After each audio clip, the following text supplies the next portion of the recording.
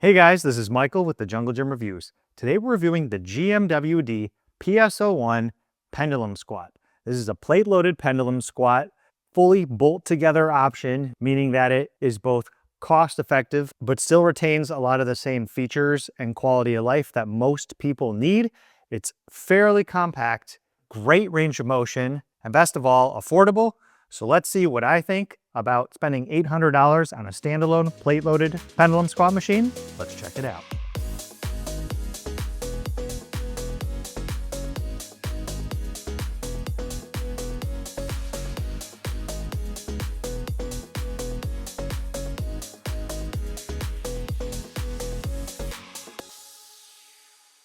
So pendulum squat machines are always a pretty hard ask for home gyms, although they're one of my personal favorite leg machines, strictly because they allow you to get a really deep range of motion, and it's a lot less linear than, let's say, like a hack squat or leg press, which only goes in one plane of motion.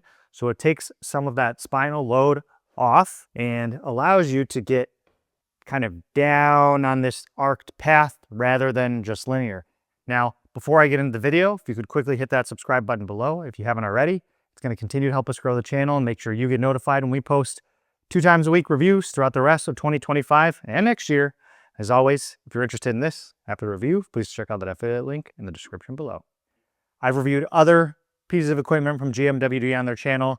They're an import company that specializes particularly in plate-loaded equipment, A, but B, it's all bolt together, meaning 2 things. One, it's cost effective because they can ship it in smaller packages. I think this one came in like 3 big boxes, which means you save on shipping, which means they can keep the overall cost lower.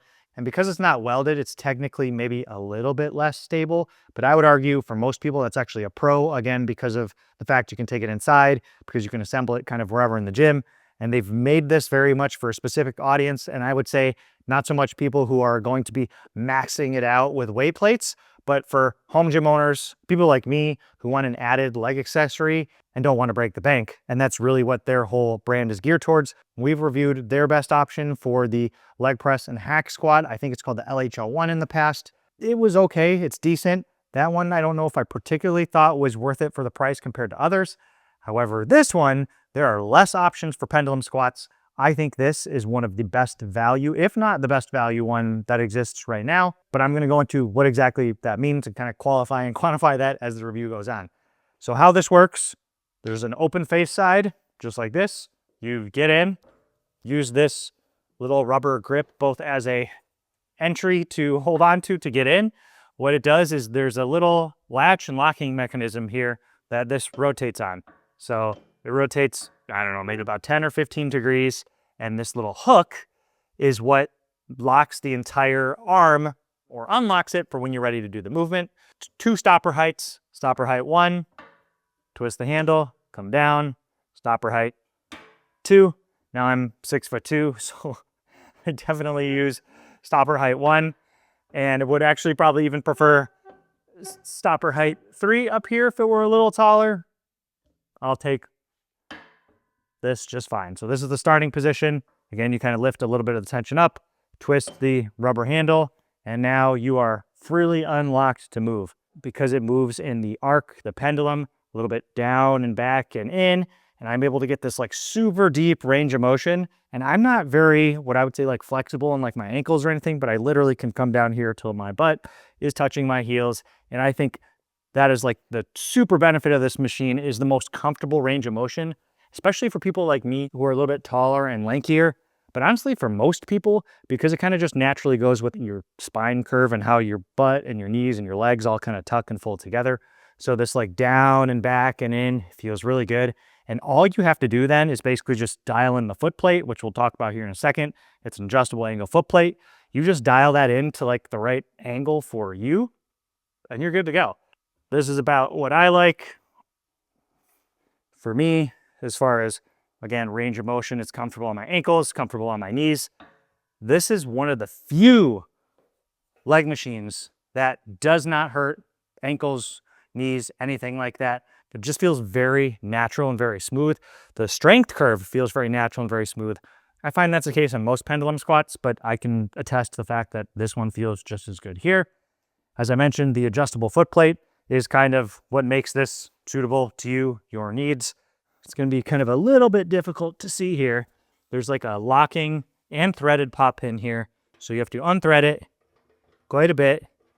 I'm trying to do this while I can't see. You pull it out, and so you have a couple different heights. There's a little stopper, so it won't actually let it go any more than that.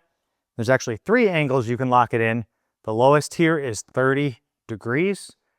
Next one up, 35. Next one up, 40. I like it at 40, which is the most high position, and after you get it in the height you want, you really want to thread it in. It's got like maybe 10 turns of threads, and then it should be like rock solid. So now that you know there's a pop pin in there, and then you thread it all the way down, it's not going anywhere. The one thing about this compared to more expensive options, the footplate does not move front to back or slide at all, just the angle. So you get 3 different angles, and that's it. However, I find that's more than adequate to actually use, because rather than the footboard sliding in and out, all you do is just change where your foot position is, higher or lower on the platform. So you can go a little bit higher if you want it farther away. Like this one, my knees are almost completely locked out, which is a little bit too high for me.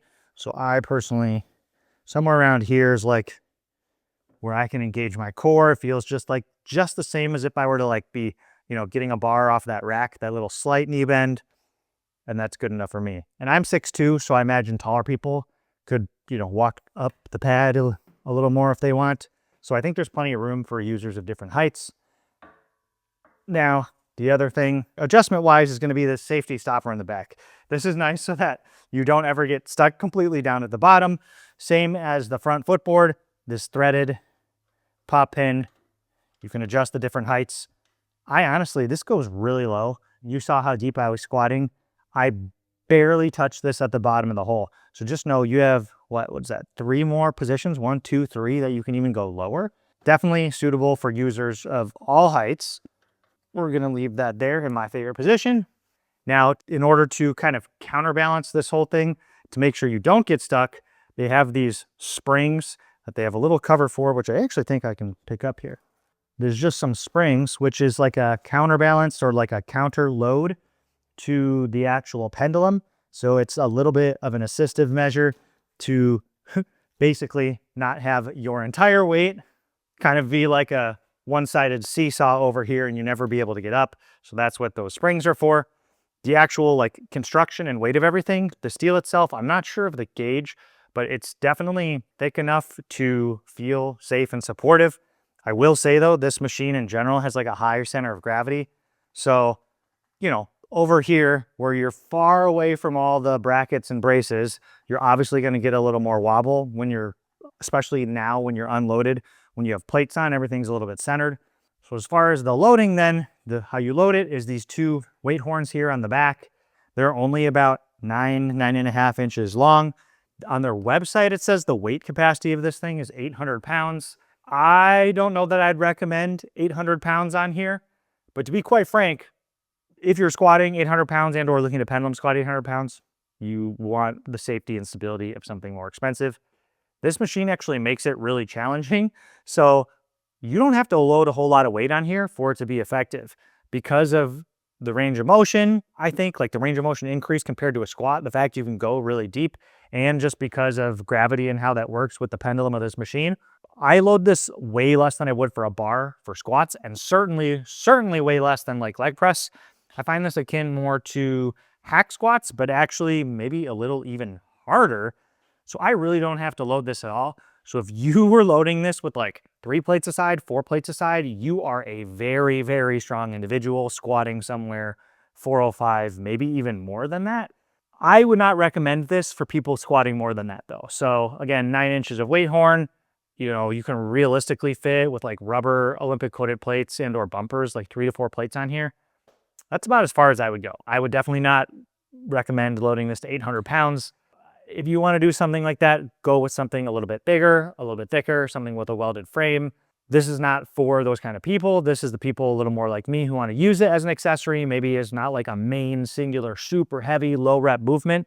I like to do higher reps on here, full range of motion, etc. And it just gets me a crazy pump and a different stimulus than barbell squats or a hack squat or something else. Some of the other just final things about the construction for the price. Obviously, there are going to be trade-offs like we talked about, maybe the overall stability, maybe the loadability, the metal and everything itself is fine. The padding is just okay. It's not terrible. And the vinyl is, again, just okay. They have this nice little, what's supposed to be like grippy vinyl, but it's not very grippy. I mean, it provides texture, so it's more grippy than just like a flat color, flat texture, but it's not obviously up to the same quality as, you know, a top of the line, like grippy vinyl bench sort of thing. But overall, the actual like look of it in the gym, it looks very aesthetically pleasing, flat black powder coat. The one thing I will say that I forgot to mention earlier is this diamond grip footplate is something I don't like, both from a look, I think it looks kind of cheap, and B, from a feel, because you can actually feel these little diamonds while you're using it. The little bit of unevenness it creates, I much prefer the more like sandpaper skateboard top type. For whatever reason, the wording is escaping me, and it's a little more like that hard durable tape so your feet aren't going to slide off. That was one of my complaints about their other high squat and leg press machine, is that you can just feel the little bit of unevenness. For the price, for a little bit over $800, $850-ish, I think I'll take it. But that is one thing that I think they could improve without spending a whole lot of money and time on cost savings.